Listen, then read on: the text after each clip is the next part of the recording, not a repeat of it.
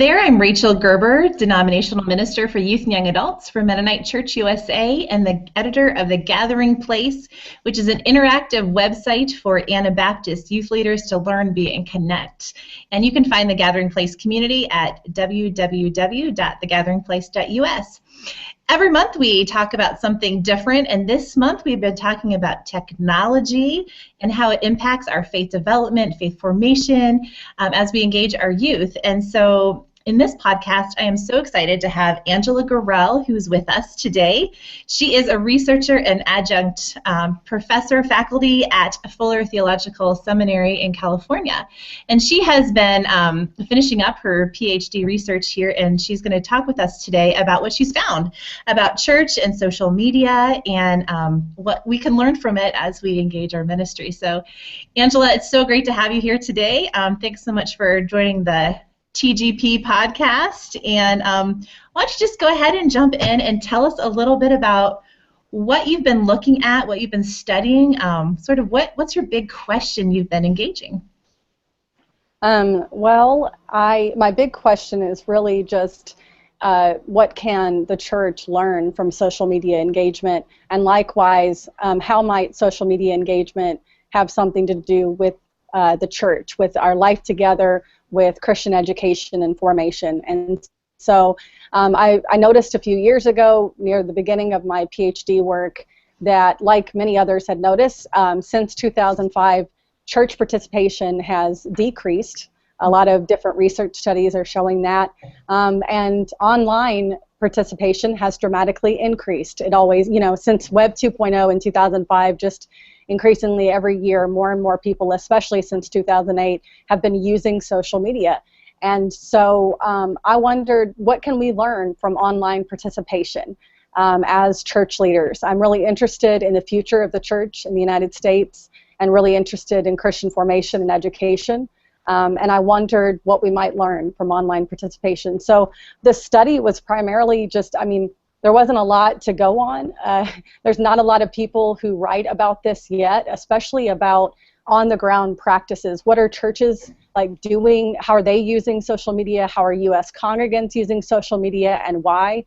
How do they want to be using it? There just wasn't a lot of research being done. And so I thought, I'd like to do this. And also a lot of the books that I've read, or the few books that there are, related to religion and technology or social media, are that it's bad for us, and this is why. And while there are definitely costs to media and technology, just like any other tool in human history, I think there are great benefits to it too. And so I wanted to kind of explore some of those benefits. And rather than focus on why people don't go to church, I wanted to focus on why people do. So.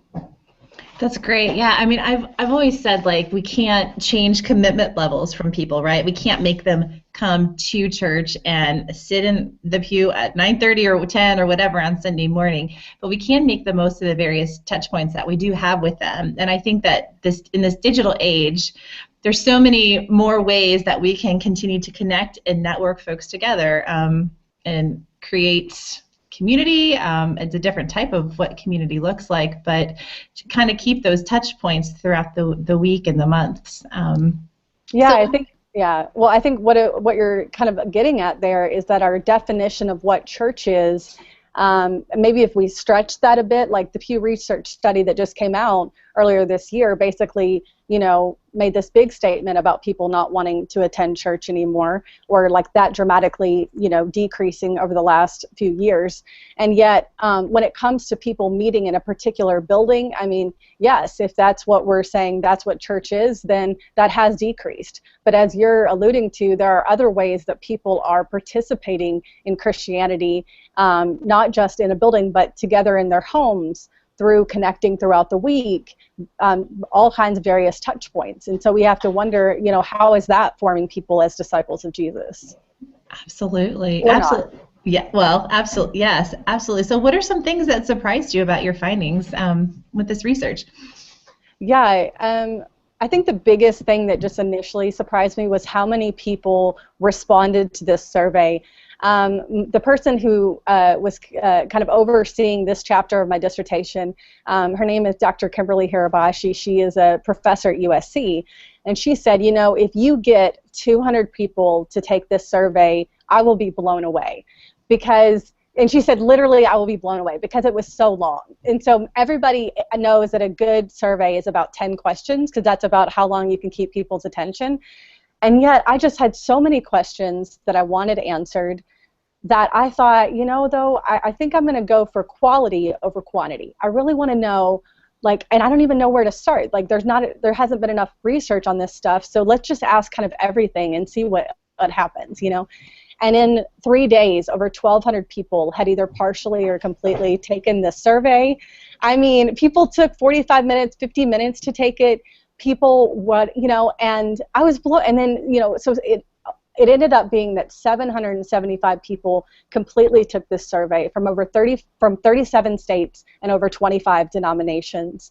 And I was getting emails from people I don't know, Facebook shares from people I don't know, like asking, when are you going to know what happened in this survey? I want to read the book that is written. I want to know what this says. You know, church leaders, Christians, non-Christian, you know, just everybody wanted to know. And I thought, oh my goodness, this is a conversation that churches need to have and U.S. congregants want to have. So I was just really surprised by that, you know, which also I put 3 open-ended questions in it, which means a question that, you know, is just a question. There's no, like, it's not multiple choice. So I had to, like, read every answer that people wrote to 3 open-ended questions, and it ended up being a lot of responses to things. So, yeah, it was just really interesting how much people wanted to be a part of this. And what were some of those specific findings about, like, or could you give us an example of a question that you asked? Right, yeah, so there's a lot here that I have notes next to me about, but so first of all, I'll just say that I don't know that I was surprised by this as much, but as I found it just really interesting that it's like I would assume this might be true, but then finding it out was interesting. And that is that 88% of U.S. congregants reported checking social media daily. 77% of those reported checking it multiple times a day. That's a large amount of U.S. congregants getting online every day. And people who took the median age of the person who took my survey was 38. So these are not just a bunch of teenagers, or, I mean, you know, so this is not just a bunch of young people who's using this. I had a significant amount of people between 61 and 80 take my survey. And so U.S. congregants from 18 to 80 are using social media every day. 60% of the people who took the survey post their own experiences or ideas every week online. 55% also share other people's ideas, writing, and work online every week. When you think about how much U.S. congregants are posting, viewing, and sharing on Facebook or other types of social media, they mentioned Twitter, Instagram, LinkedIn, those types of things, every single week online. When you think about that kind of participation and you couple that with what they said about what they thought churches should be doing with social media online, it's really, really interesting. So when I ask congregants whether your church is using social media in these ways or not, what do you think? Should they use social media to do, and I had a list of things, multiple things that churches could use social media for. 75% would like their church to use social media to learn about what missionaries are doing around the world. 72% would like to learn about people in other places so that we can pray for our world. 72% would like their church to use it to learn about people in communities near and far. You're seeing that they want to know about what's happening to people in other places in the world. 71% would like their church to use it to exchange or share ideas. 59% said to educate one another. And 60% said to advocate for social justice. So we have the majority of people saying, I would love my church to use social media to do all sorts to pray for people, to learn about people near and far, to be educated, to advocate for social justice. 59%, I think, to raise money for good causes online. And so when you couple how much people are participating online with what they think their church could do with it, I mean, that's a really positive thing. It's like, wow, we could use social media to do some really interesting things together as a church and for Christian formation. Do you have any specific ideas about, yeah, for like those congregations either that are already engaging social media in this way, sort of on the cutting edge of like those things that you listed, or I don't know, ideas that people have about, yeah, more so about how this is actually playing out in their roles? Well, I think the biggest thing that I would say is to have a conversation with your congregation. I think when you're a youth leader, that means having conversations with your youth group. When you're, like if you're a young adult pastor, having conversation with those people. And when you're a church leader, having conversations with your congregants. And maybe that means in person, maybe it means shooting an email to people and asking them questions. I think we need to know as church leaders, how are the people in our church using social media? What accounts do they have? How would they like our church to use social media? And they could list literally in an in-person conversation or in an email, to their congregants, how would you like our church to do this? What are some ways? And you might find, and what they might find is that people are incredibly creative when you give them, especially youth. Hey, how would you like to use this? Social media can be used for all sorts of things, like sharing ideas, for praying for people, for learning about missionaries, for sharing ideas together, for creating together online. That was another interesting thing. The majority of congregants were willing to create things online with their church in order to share with the world their ideas, their thoughts, and stuff like that. So I think if leaders were willing to just kind of poll their congregants through conversation or online about how they're using it, how they might use it together, then they could probably shape that way forward. Because every church is going to be different. Some churches might say, okay, the majority of our congregants are not using social media, and then maybe that's not something that they need to do at present. Or they might say, hey, 93% of us are on Facebook every day. How could we use this to benefit God's kingdom? What does that look like? So I think it's more of just, instead of like a one-size-fits-all, it's just more of learning to have conversations with our congregants and together about what this could look like. That's really interesting. On the flip side, let's talk about on the flip side though, like for those people that are maybe a little bit wary of social media, even if they use it, you know what I mean? I think like what are some dangers or I mean, do you see any drawbacks that engaging in social media? I think we tend to think, well, if you're going to start using social media, maybe there's fear that social media is going to take place in that premier place of formation or community versus gathering, from person to person actually at the church. And like, yeah, I mean, what have you experienced are sort of the negative impacts of social media and its use? Well, I don't think it's actually on the church that it's negative. I would say maybe on the person. I'll get to that in one second, but I do want to say too, I did ask congregants, what has helped you to connect with each other within the last year in your church? And I listed multiple possibilities, everything from worship services to Christian education Sunday school hour, to retreats. And then I also had social media outlets, Facebook, Instagram, Twitter, those sorts of things, email, And while the majority of people chose worship services and volunteering at my church as the two top answers for what has helped them to connect with each other, and church events, the fourth most popular answer was email. 69% of people said email has helped me to connect with other people at my church. And 59% said the same thing about Facebook.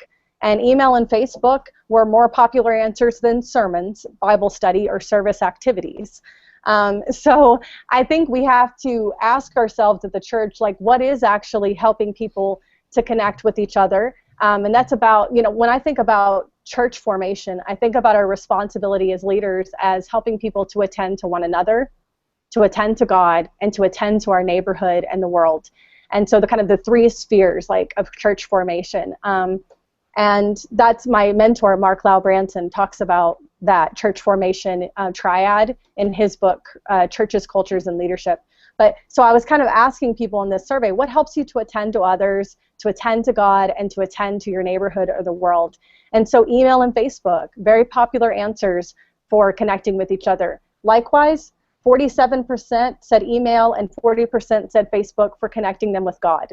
And I think a lot of that has to do with the information that's shared, with the way that they get connected with other people online and stuff like that. So whether we are afraid of what it could do as far as, okay, so what I'll say about social media is that if you are to ask anybody on the street, is social media good or bad for you? I haven't done this, but in my experience, the majority of people, having done very little reflection on it or read any research studies on it, will tell you it's bad for me. I don't know why, but I bet it's bad for me. And it's so interesting. Like, I feel like the same thing that people feel the same way about movie. Like, I watch too many movies, it's probably bad for me. If I watch too much television, it's probably bad for me. When it comes to technology and media, we just assume it's bad for me. And people can't even tell you why. And so while I think there are some cost to social media and technology, I think the majority of people use, from my research and my study, not just in my own project, but in all the literature, the majority of people use social media to nurture in-person relationships. People do not use social media to no longer hang out face-to-face with one another. That is a lie. It is not true. People do not hang out online more than they hang out with other people in person. It's not, I mean, and even in the case studies that I did a case study with millennials, a church with about 200 millennials. The average person that attends that church is in DC. It's in DC, is 27. And they said the reasons why they use social media, two main reasons. One, to find out where everybody is at church so they can go hang out with them. They have a church hashtag, and they use it to find out where are people hanging out. I want to go hang out with them. Or two, to schedule a hangout with someone. Or three, to just see daily what they're up to, because it's interesting, because I love these people and I care about them. I asked youth the same thing in a youth focus group. Why do you use social media?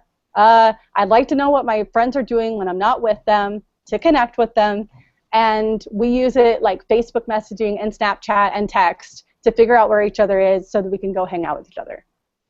You know, so it's not like, I think there's this great fear that all of a sudden churches might start using social media in interesting ways to pray for other people, to educate one another, to connect with each other during the week, and one thing I would love is like to get responses, feedback on the worship services. What do you remember? What do you not like, and why? What was formative for you this week? What was helpful to you this week in the sermon?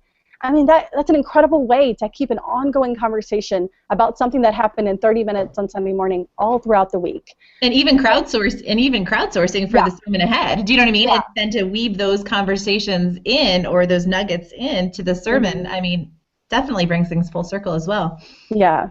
Yeah, and you know, I mean, are there other costs to social media that the church has to think about?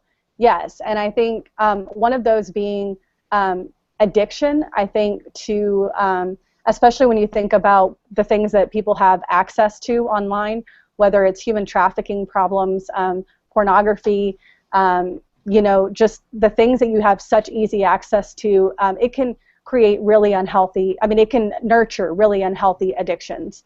So absolutely, we want to, I think, but the more we talk about it in church, like by just pushing it aside over here and assuming that people can use social media well, or they know what they're doing with it, when we don't talk about it, when we don't know how people are using it, when we don't ask questions in our small groups about it, preach about it, those sorts of things, then these sort of unhealthy addictions get pushed to the side, and we're not talking about them. Likewise with youth. I mean, a lot of bullying happens online, you know, as many of us have, you know, heard about with youth. And if we're not asking our youth, hey, what's happening online? How, like, when you're hanging out, when you're Snapchatting with people, when you're texting with people, when you're doing these things, like, what's difficult about those, you know, is there anything that happens in social media, like, in that world or whatever, that is disturbing to you, that is frustrating, that's hurt your feelings? You know, I mean, absolutely. So is social media, can it be addicting? Sure. Can it nurture unhealthy habits? Absolutely. Can it be distracting? Yes. Can it be really, really unhelpful when people are trying to engage with one another and people are on their cell phones instead? Yes. So there are definite costs to it, but I think by not talking about it in churches, we're actually just kind of nurturing more of those things happening than talking about it. So kind of in an email conversation, we had talked about maybe some of the negative things that I was surprised by. And it's just, I don't know, I'm not really sure about this still. I'm still thinking about it. But I asked U.S. congregants, and the majority of them, I think 83%, something like that, but over 80%, go to church every week. Or they reported going to church every week. And when I asked them, does your church help you reflect on your social media use? And when I asked them also, would you like them to help you reflect on your social media use? The majority responded to that question, neither agree or disagree. So what we have is we have 88% of people getting online every day, and the majority of them saying, it doesn't really matter if my church helps me or not reflect on this use. And I don't really know if they do or not. You know what I mean? This is something that I think church leaders have to think about, is like, how do we have conversations about this? This is happening every single day in our congregants' lives. What does this mean for our community? Yeah, that's an interesting response. I'm surprised at that. Do you think that non-answer just sort of means like, well, I'm going to do it anyhow, like I don't really care, or are you still trying to figure that out? Yeah, I'm still trying to figure it out, and I think when I compare it to other things that people said about social media and the church, maybe it makes more. I mean, I asked, does social media help you love God or love others or follow Jesus? It was an open-ended, so, and 10% of people said something like, I don't know, or I don't really care, I don't use it to do that. I don't use it to love God or love others. To me, that's really surprising that a tenth of people, would say that it just, and then also the whole reflecting. I think a lot of people seem to have this very individualistic understanding of what faith and formation should look like. Because I asked them, do your social media beliefs impact the way you use social media? And it's like over 80% said yes. But then, do you want your church to help you do this? I don't know. Neither agree, neither disagree. It's fine, whether they do or not. It seems to be that, and I also, I asked, should your church use it in these ways? And it seems like they want the church to use it to educate, to pray for people around the world, to learn and stuff. But do you want to use it to discuss theological issues? That drops down to like 35%.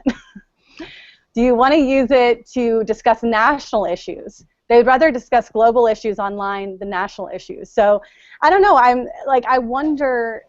I guess so. The positive thing is that people want to use it. This thing that they do every single day. They're open to their churches using it in some ways. The disturbing part, I think, is the depth at which U.S. congregants maybe want their church to be involved in their spirituality or think that they are. I got the sense that when I asked, are your Christian formation and social media use related or not? I got every answer under the sun. Everything from not applicable to no, not at all, to very skeptical, to I don't know. I've never thought about that before. Several people, I don't know, to yes in a very negative way, to yes, but, yes and no, and very few people were able to say anything like, there was probably about 10%, maybe a little bit less, that were able to say, everything I do is related to who I am as a Christian. So if I get online every day, that has something to do with my faith formation.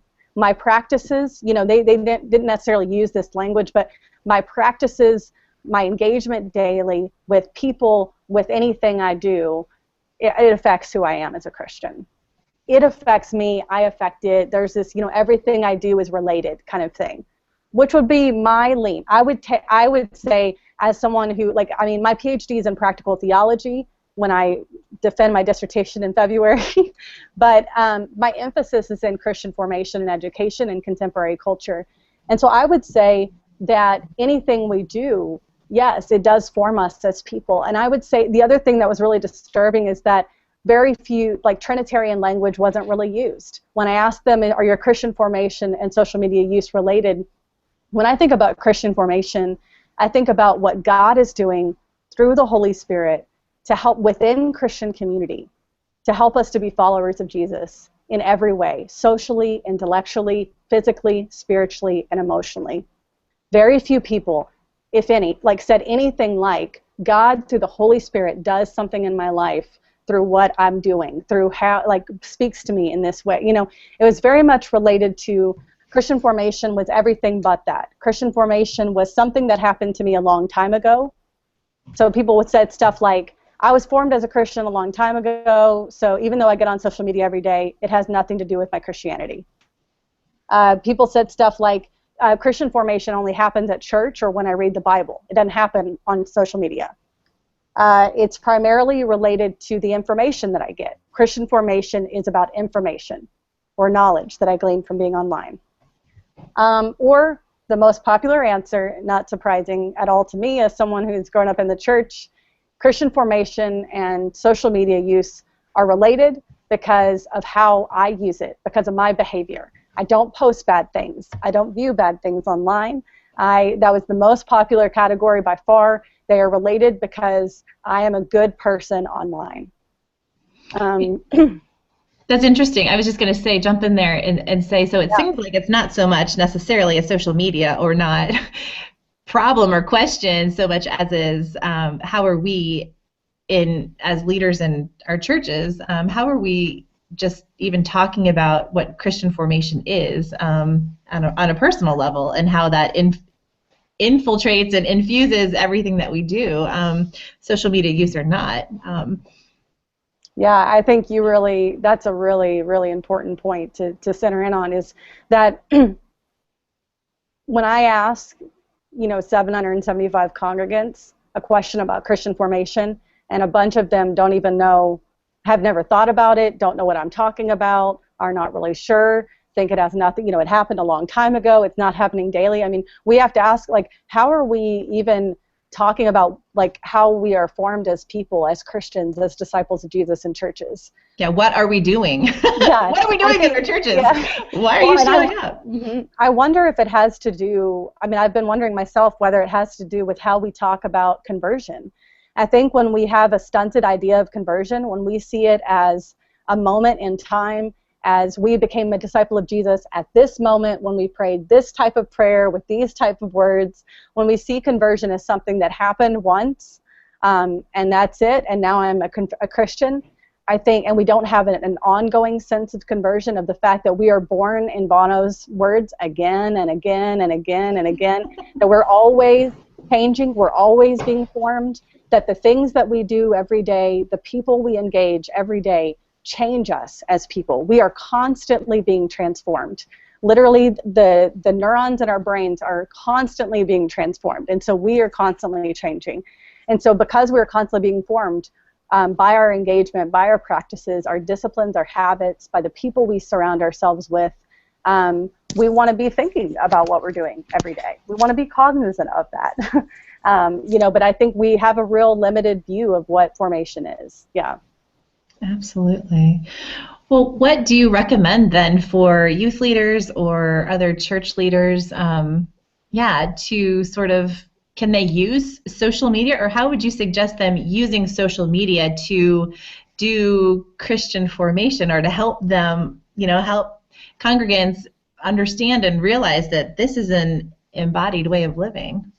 Yeah, well, I think there's kind of three parts to it, maybe. I think one thing is just talking more about what forms us as people, or realizing all of us as church leaders, the things that form us as Christians. So having a thicker definition of what Christian formation is important. And as leaders, whether we're leading Bible studies, whether we're doing worship services, whether we're doing youth group or a college service or something like that, I think it's really important that we talk with congregants about the fact that our habits and disciplines, the activities that we engage every week, our practices in our lives, they form us as people. And so instead of on Sunday mornings, on Wednesday nights, on Sunday nights, whenever your church, like, people's church meets, and all throughout the week, instead of being worried about giving out more knowledge, we need to be worried about giving people ways to practice and embody their faith. Knowledge, handing out knowledge does not change people's lives. When people have something to do with that knowledge, to create with that knowledge, it's a way to respond to that knowledge, that's what changes people's lives. That's what, to educate means to draw out. So as Christian leaders, as church leaders, we have to be more interested in drawing out knowledge from people, in getting people to practicing and embodying their faith, engaging in disciplines and activities every week related to the things that Jesus did in his life. Those are the things that transform us. More knowledge doesn't transform us. We can go online any day and read an abundance of articles about the Christian faith. We live in a knowledge-rich, like a knowledge-abundant world. People don't have to go to church to learn knowledge, but people do need to go to church to have that knowledge, to have things drawn out of them, to practice their faith. But on Sunday morning, we're much more interested, if the majority of churches meet on Sunday morning, so I'm going to say that, but in worship services in general, we are much more interested in one person talking and giving out a bunch of information than a bunch of people practicing their faith. We Absolutely. have to be, and when one person talks every week and just gives out a bunch more information that everybody could find online, people sleep in and they choose not to go to church and everything like that because it doesn't seem to matter. Or the knowledge that I'm getting on Sunday morning, I can get on the line. So why would I even come to the building? We have to be interested in including more people. So when you look at online, at social media, people want to participate online. They want to. They want to create. They want to share. They want to post. They want to view other people's experience. They want to engage. So churches, we need to have people sharing and sharing their experiences. We need to have people creating together. We need to have people practicing their faith together. Worship services should not be just the preparation for spiritual engagement, Christian engagement in the world. It should be practicing our faith. Absolutely. And so, yeah, I think stretching that definition and doing those sorts of things would be helpful for church leaders. Secondly, having that conversation, like I was saying. The group of people that you're a leader of, have conversations with them about where they are online, how they use it, why they use it, and then join them there. When I ask congregants, I ask them, how often do you use social media to connect with other congregants at your church every week? The majority responded every week. Every week. I asked them then, how often do you use social media to connect with church leaders at your church? The most popular answer, never. Okay, so U.S. congregants, we talk to them, they don't use it hardly ever to talk to church leaders. Why is that? Why are they doing something, like, they're like talking to each other in church, they don't want to talk to us. Like, so as church leaders, we have to be people who say, where are you? What are you doing online every week? I want to join you there. I want to know what's interesting. How might we use this to benefit God's kingdom? What could this look like? And so a lot of times when I say that I'm like, interested in social media or whatever, or technology, people think I mean like a PowerPoint screen and like fancy lights in the worship service. I'm not talking about that. What I mean is a bunch of people up out of their seats, engaging with each other, like doing, I mean sermons that say, okay, this is what this biblical text says. This is how we're going to do it this week. Okay, what do you all think? How are we going to do it this week? How are we going to live this? What does this look like? And then you literally do it as a church that day, the next day, until you meet again. And you talk about it on social media and connect with one another about how it's working. Yeah, love it. Love it. And for youth leaders, I mean, the number one thing that was so interesting that happened to me, I was a youth pastor for 13 years until last fall when I came on staff at Fuller to become adjunct faculty. And I'm adjunct faculty now at McCormick Seminary in Chicago as well. But I love youth ministry. And one thing that I thought was so interesting is that the parents of my youth would tell me, oh, like, my youth don't get on Facebook, they don't like it, or whatever, And then I realized, oh, youth are on Facebook every day. We just don't know that they're there. And so I started this thing we had youth group every Sunday night for every other week. And so on Sunday nights after youth group, whatever we had talked about, whatever had happened, I would start a Facebook messaging thread about what had happened and about our experiences and our chats together and everything. And for the next 2 weeks, we would Facebook message each other, and a continuous thread for 2 weeks, the entire youth group, until we met again. It was a great way to keep up with youth, to see what they were doing, to see what they thought about what we had talked about, all those sorts of things. And also, I mean, my youth, all of them were very tech savvy, or the majority of them were online all the time, like the high schoolers especially, if their parents allowed it, And so, and they used it all the time. But when I asked them, do you think that in youth group we should have cell phones, like on or around, I mean, we should be using them? They said no. And I asked them why, and they said, because this is like a really special time in our lives, and we really want to connect with each other. And so we made it a cell phone free zone. Unless a parent called, no one was supposed to be texting or calling anyone or anything like that. It was a cell phone free space where we were really connecting with each other. And they were into that. And if anybody ever had their phone for something, they'd be like, oh, it's cell phone, what are you doing? And then they'd be like, I'm just looking at Wikipedia about what we're talking about or something, They'd be defending why they're using it. So my last thing to parents and to youth leaders, too, kind of my big advice to them, is to see social media like you see a car. Okay, so cars have incredible benefits and incredible costs. Cars get us to where we need to go, especially long distances. They help us to connect with each other, But cars cost money, and they, use gas, and that has to do with creation care and all these things. And also, they can be really dangerous. I mean, cars, take lives every single year. And so, what do we do when it comes to teenagers and cars?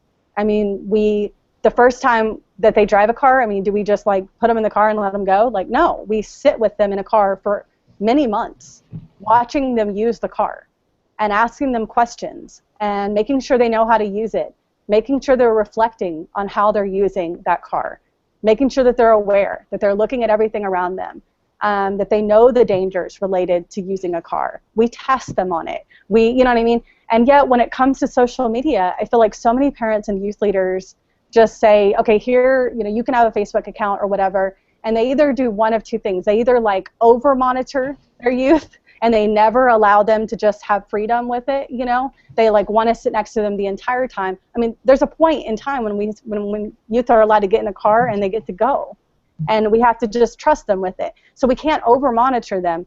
At the same time, just because a youth gets a driver's license and starts driving alone, it doesn't mean we never ask them another question about it.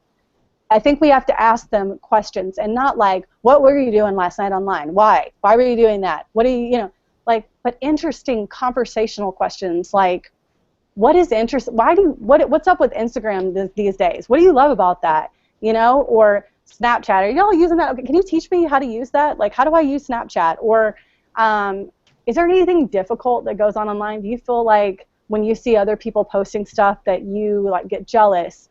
Do you feel like people are mean online? Does that happen sometimes? Do people get shamed online? With your ask interesting questions, not all in a row, not at the same time, not when they're trying to do something else, But every once in a while, be the kind of parent, be the kind of youth leader who asks important questions about how they use social media. And when they first start using it, walk with them. Teach them how to use it. Teach them how to be reflective.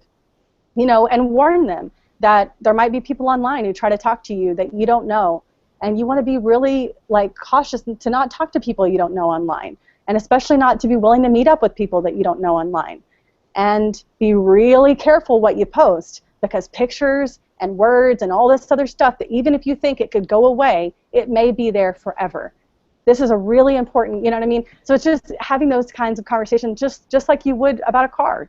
Because it's a great gift to us, and also it can be really dangerous, And so that, and then also I think, just like I did in youth group, I think families and youth leaders need to be okay with having cell phone free zones. I think we need to families have to have spaces where they say, this is sacred. This day is sacred, or these few hours are sacred. This dinner table is sacred. And just like you wouldn't ask allow a teenager to have a basketball in their hand or a ping pong paddle like at their table during dinner. Like, no cell phones. And it starts with parents and youth leaders. You know, when you meet with when you're hanging out with your kid at a coffee shop and you have a few minutes with them, or you're a youth leader, put that cell phone in your pocket. Don't be on it, because if you're on it, they're going to get on theirs, you know. Have times in your life that are seen as sacred where you say, like, I'm with you face to face, and I want that time from you. And just like with a teenager, they can't take the car whenever you tell them. I mean, there are boundaries to it.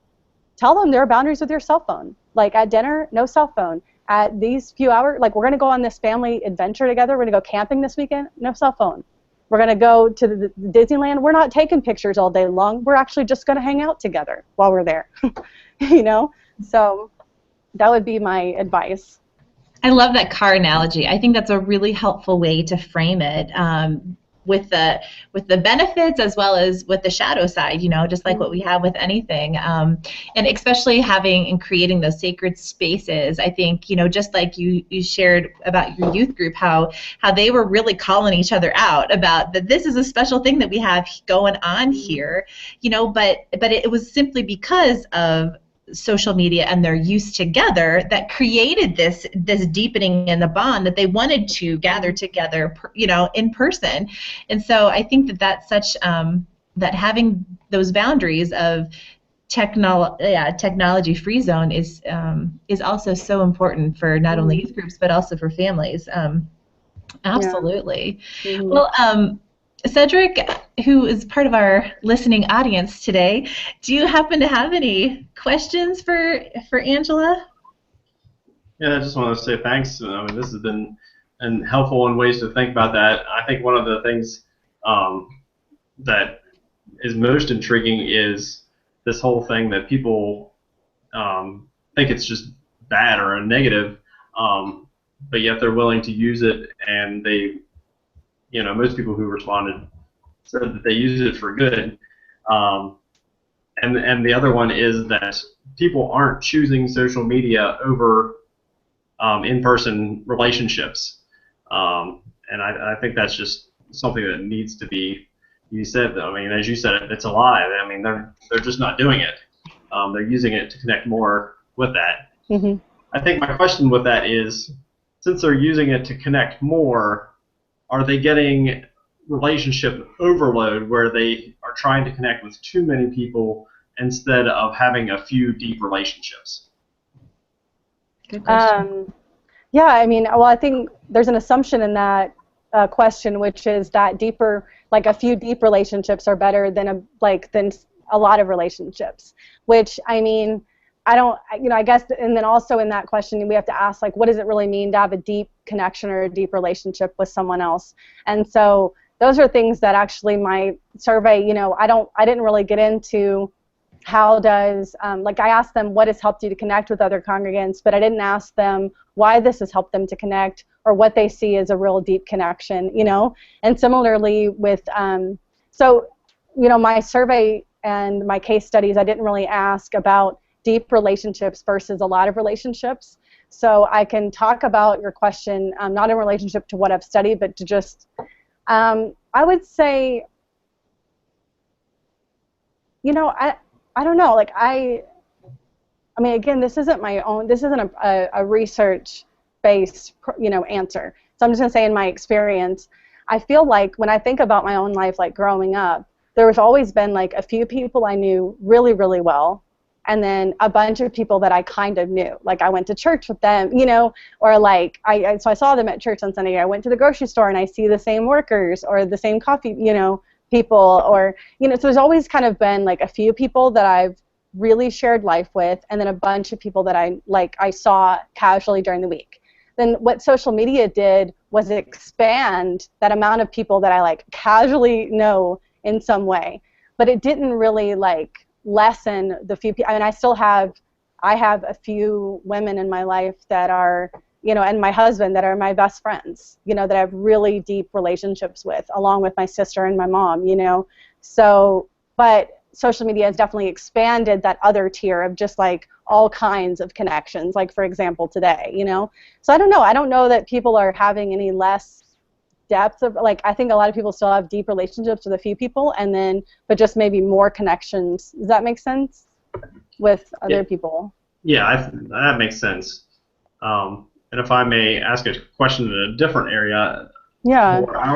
for our congregation, I'm one of the posters for our church Facebook page.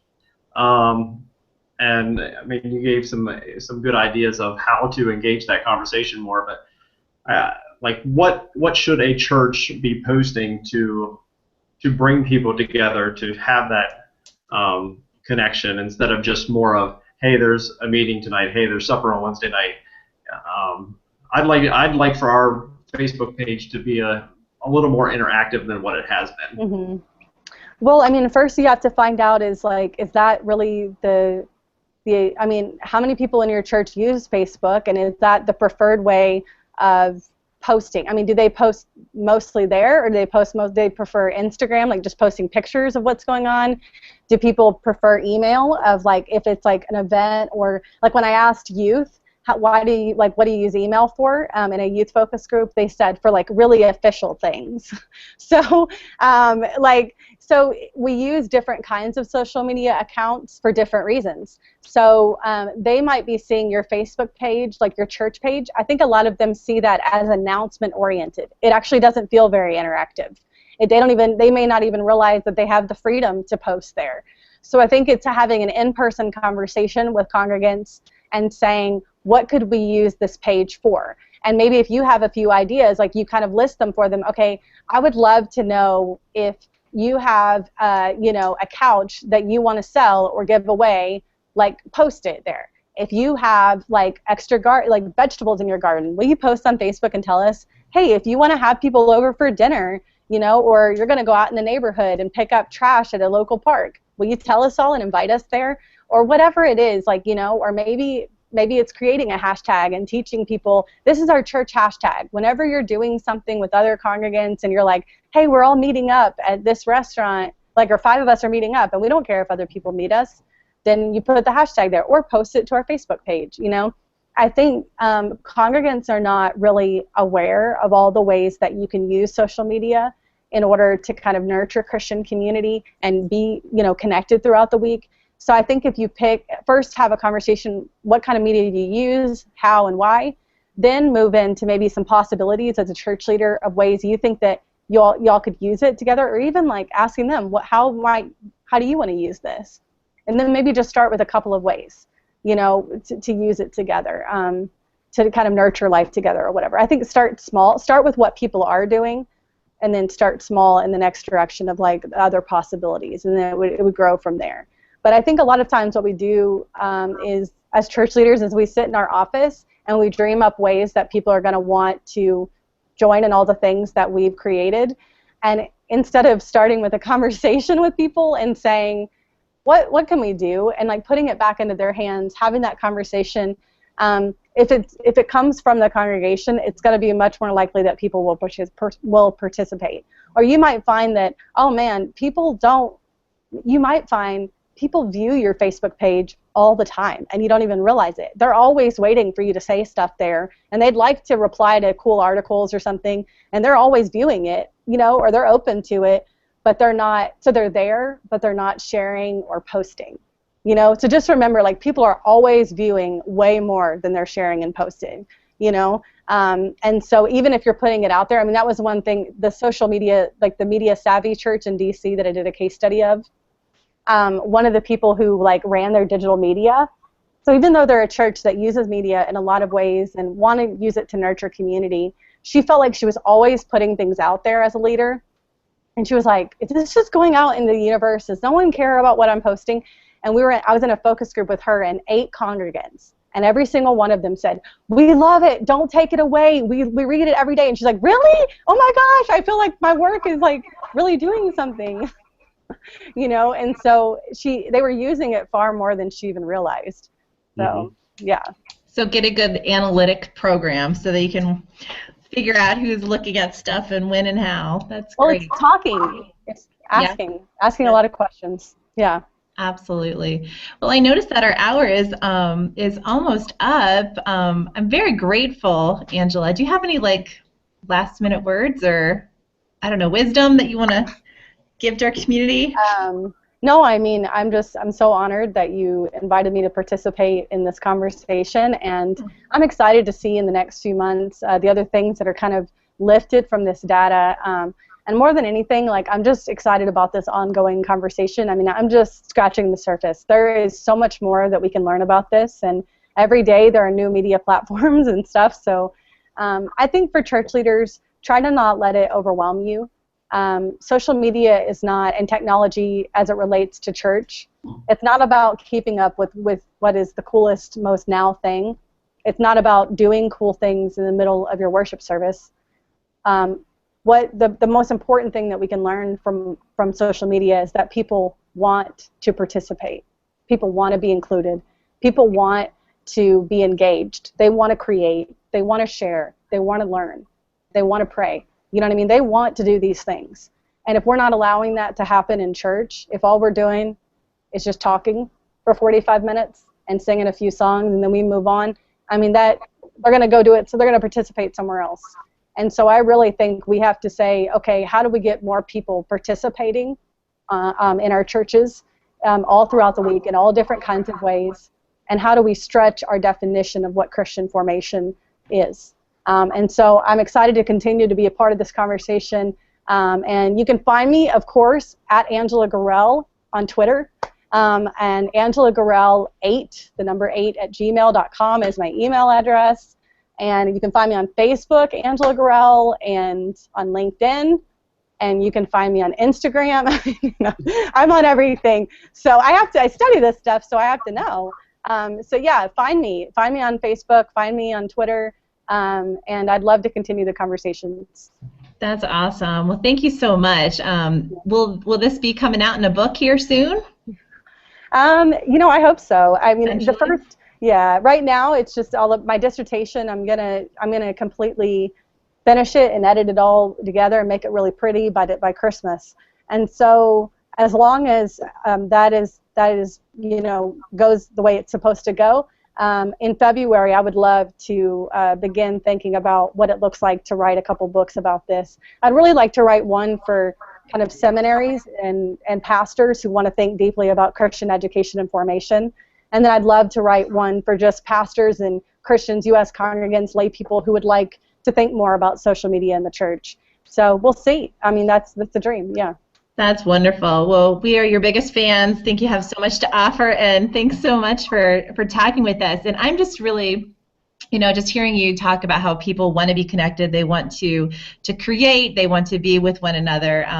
I'm just also so grateful that's how the site of the Gathering Place got started here. Within the last few months. We launched in beginning of July, out of a desire of our youth ministers that got together at our annual meeting, and they were like, hey, we want to talk, we want to connect, we want to network with one another more and more. And so voila, here's the Gathering Place for us to interact in in an online forum that can't happen, from a day-to-day thing, but in person. And so I'm just so grateful for this site to be able to bring people together, to learn, connect, and to network. I want to thank you, Rachel, for that. I think this is now. This is what the church needs to be doing.